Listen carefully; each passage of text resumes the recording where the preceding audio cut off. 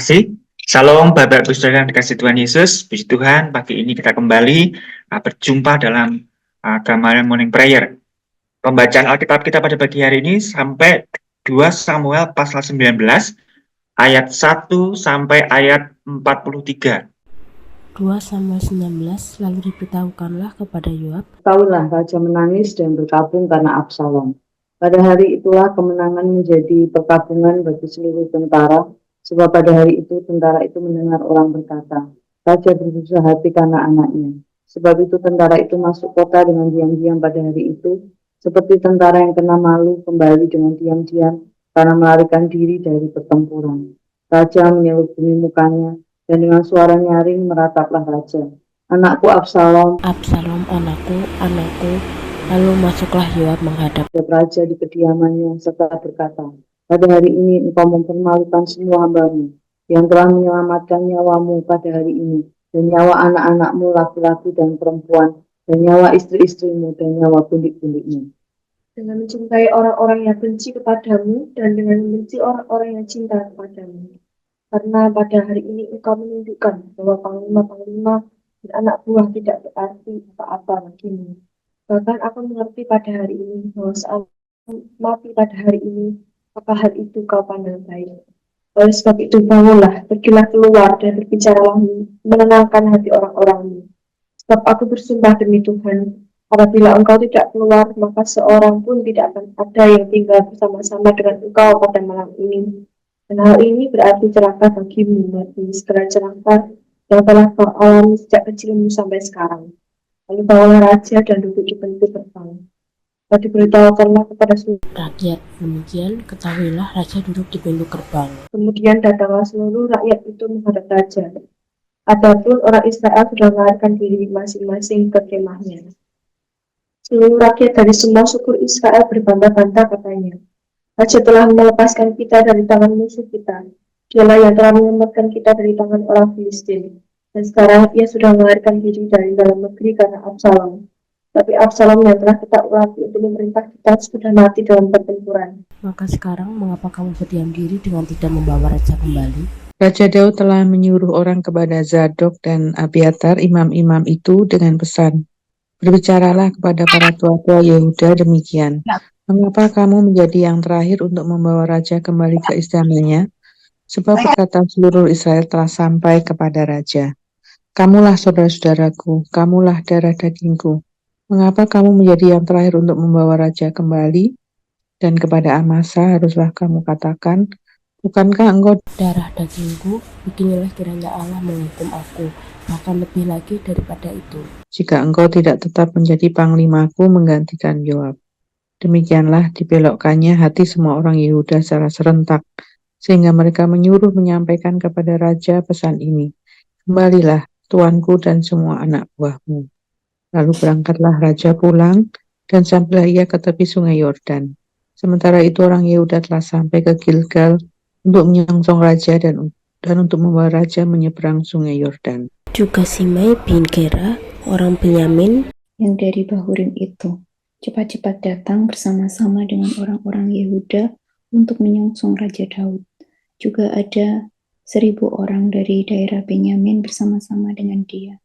Dan Ziba, hamba keluarga Saul, dan ke-15 anaknya laki-laki, dan ke-20 hambanya bersama-sama dengan dia, datang tergesa-gesa ke sungai Yordan mendahului raja, lalu menyeberang dari tempat penyeberangan untuk menyeberangkan keluarga raja dan untuk melakukan apa yang dipandangnya baik.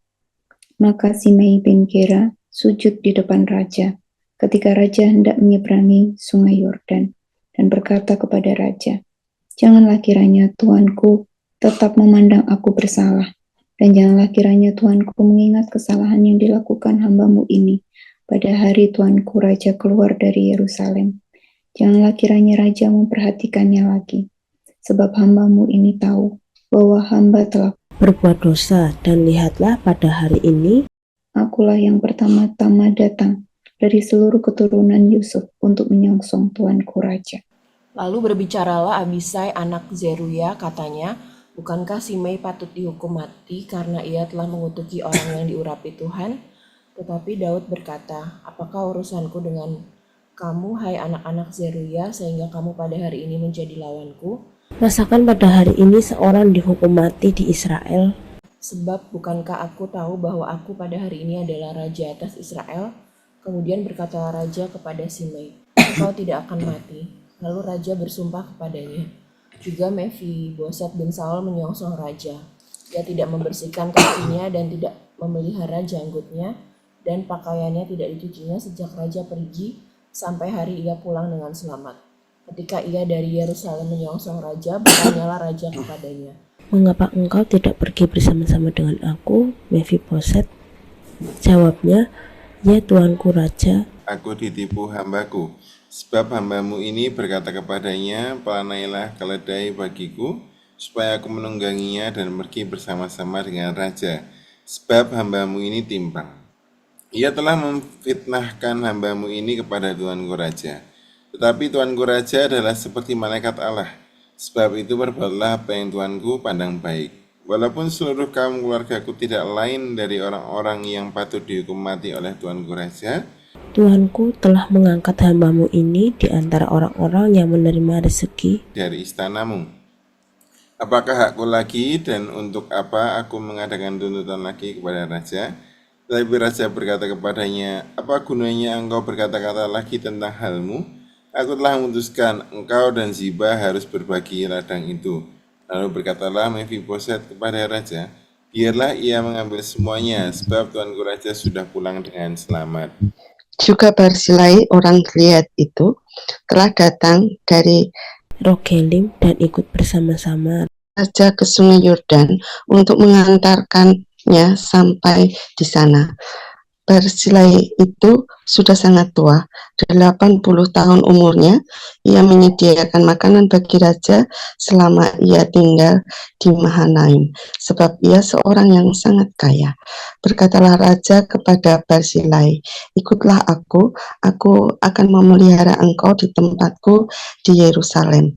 Tetapi Barzilai menjawab raja, berapa tahun lagikah aku hidup sehingga aku harus pergi bersama-sama dengan raja ke Yerusalem?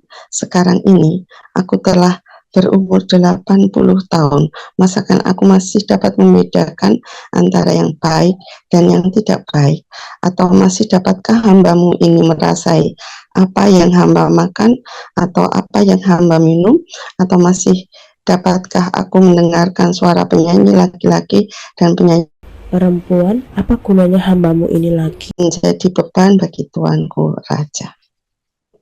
Sepotong jalan saja hambamu ini berjalan ke seberang sungai Yordan bersama-sama dengan raja.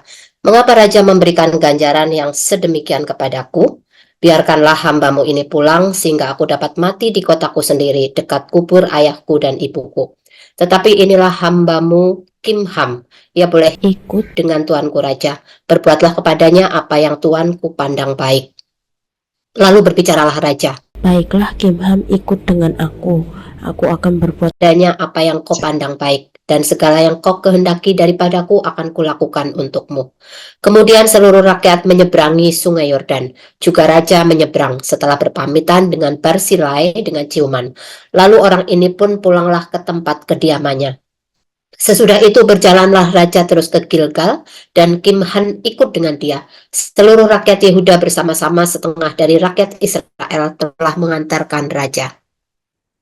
Tetapi seluruh orang Israel datang menghadap raja dan berkata kepada raja, mengapa saudara-saudara kami orang Yehuda itu menculik raja dan membawa dia menyeberangi sungai Yordan dengan keluarganya dan semua orang Daud yang menyertai dia? Lalu semua orang Yehuda jawab orang-orang Israel itu, oleh karena raja kerabat kami. Mengapa kamu menjadi marah karena hal ini? Apakah kami makan apa-apa atas biaya? raja? Apakah kami mendapat keuntungan? Tapi orang-orang Israel itu menjawab orang-orang Yehuda, kami 10 kali lebih berhak atas raja sebagai anak sulung kami melebihi kamu. Mengapa kamu memandang kami rendah? Bukankah kami yang pertama-tama harus membawa raja kami kembali? Tetapi perkataan orang-orang Yehuda itu lebih keras daripada perkataan orang-orang Israel. Puji nama Tuhan. Bapak Ibu saudara yang dikasih Tuhan Yesus, 2 Samuel 19 ini kemarin kita tahu bahwa Absalom akhirnya mati terbunuh, meskipun pada awalnya Daud sudah berpesan agar Absalom diperlakukan dengan baik. Namun rupanya Yoab ini seringkali mengambil keputusan sendiri, dan keputusannya untuk membunuh Absalom itu ternyata membuat duka yang mendalam bagi Daud. Lalu ada sepanjang pasal 19 ini kita melihat bagaimana krisis-krisis yang harus dilewati Daud dan bagaimana Allah mengasihi Daud. Ya, Allah yang begitu memperhatikan, memelihara dan melindungi Daud pasca dia jatuh berzina dengan Batseba. Allah menghukum dengan adil, Allah dengan keras mendisiplin Daud, namun dalam kasihnya Allah tetap memeliharakan dan mengasihi Daud.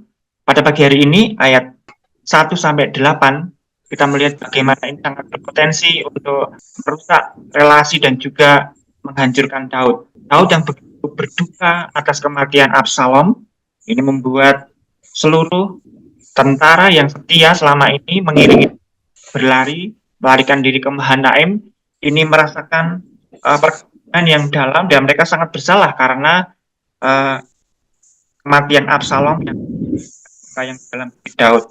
Ayat 3, itu tentara itu masuk kota dengan diam-diam pada hari itu, seperti tentara yang kena malu, kembali dengan diam-diam karena melarikan diri dari pertempuran. Raja menyeluruhi muka dan suara nyaring merataplah raja, "Anakku Absalom, Absalom anakku, anakku."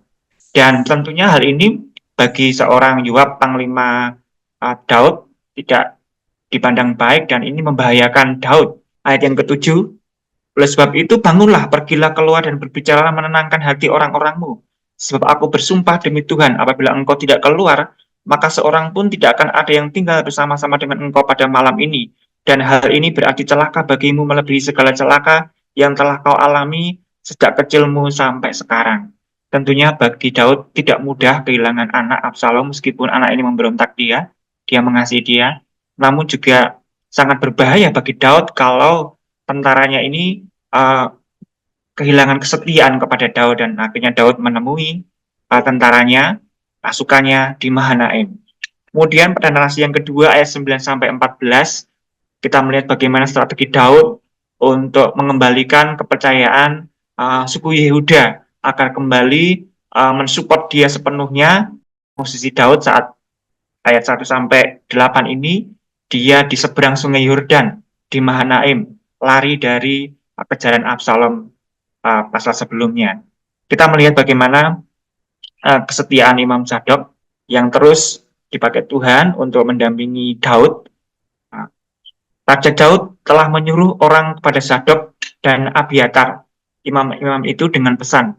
Terjadi krisis yang luar biasa di Yerusalem karena tidak ada raja secara fisik di Yerusalem, karena raja telah lari ke Mahanaim, sementara Absalom yang diurapi oleh suku di Israel itu sudah mati terbunuh, dan ini sangat berbahaya bagi pemerintahan Daud.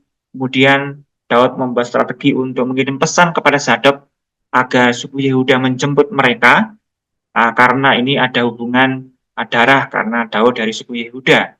Dan Amasa, panglima perangnya suku dari Yehuda, itu nanti akan diangkat menjadi panglima menggantikan Yoab. Dan dari itu ayat yang ke-14, demikianlah dibelokkannya hati semua orang Yehuda secara serentak sehingga mereka menyuruh menyampaikan kepada raja pesan ini. Kemudian pada ayat 15-23 kita melihat bagaimana narasi selanjutnya. Daud berjumpa dengan Simei yang ketika kemarin waktu Daud lari dari Absalom, Simei ini mengutuk, mengatakan yang jahat, dan bahkan melempari batu, membuat debu dan seterusnya, yang ini membuat marah seluruh pasukan Daud. Tetapi Daud waktu itu tidak membunuh meskipun dia punya kesempatan. Dan ketika menuju Yerusalem menyeberang sungai Yordan, Simei ini datang untuk menyongsong. Lalu kita melihat narasi selanjutnya. Simei ini datang yang pertama untuk menyambut dengan Siba juga, yang selama ini Siba ini mengurus Mephiboset, namun dia seorang penjilat. Dua orang ini datang membantu Daud menyeberang sungai Yordan.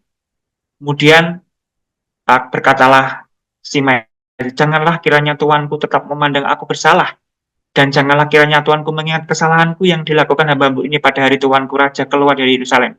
Janganlah kiranya raja memperhatikan lagi, sebab hamba-mu ini tahu bahwa hamba-mu telah berbuat dosa.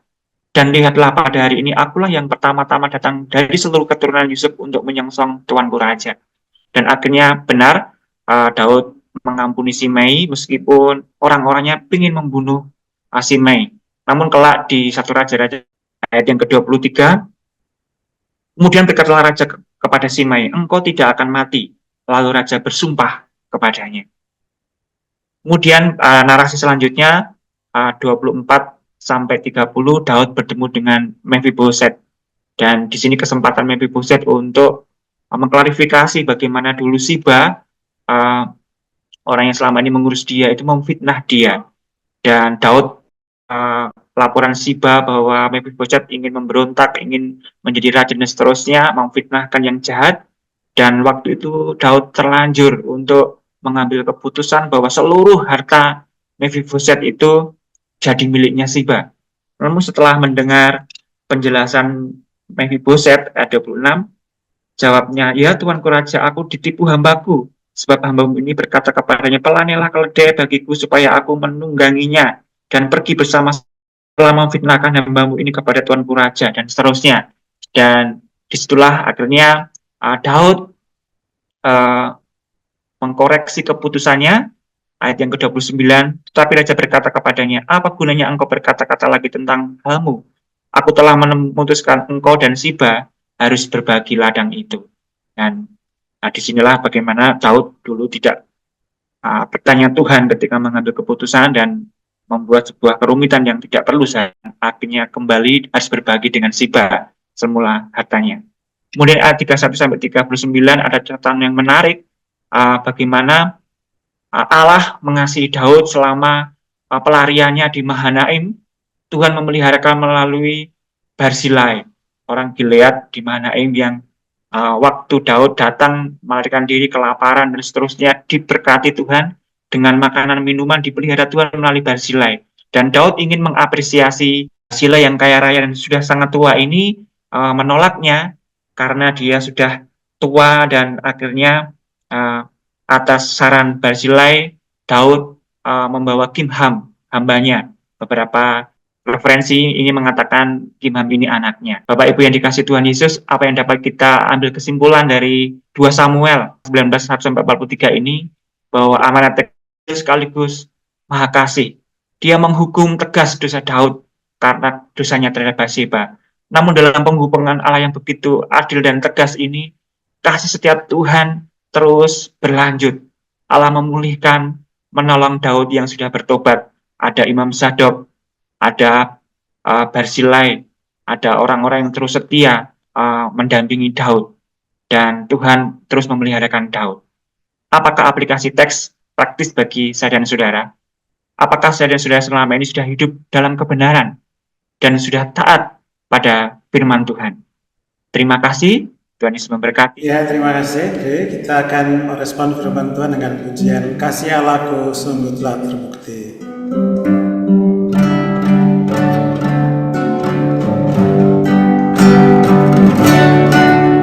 Kasih Allahku sungguh telah terbukti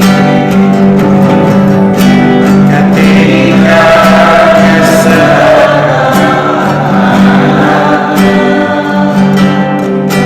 kasih Allah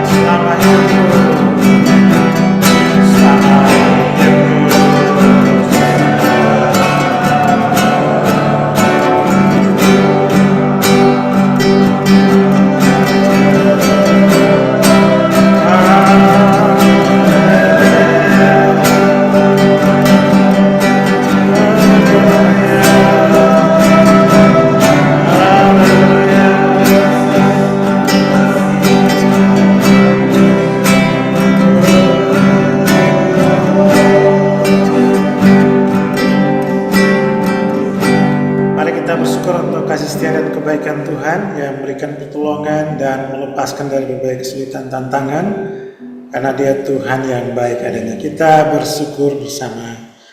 Kami bersyukur untuk kasih setia dan kebaikan bagi keluarga. Terima kasih untuk segala berkat anugerah pemberian pertolongan dalam setiap dinamika hidup kami. Kami pasrah dan berserah diri kepadamu semata. Terima kasih ya Tuhan, kami menyerahkan hidup dan kehidupan kami ke dalam pimpinan penyertaan pemeliharaan saja. Masa depan ada tangan Tuhan, Tuhan yang menjaminnya. Dalam nama Yesus kami berdoa.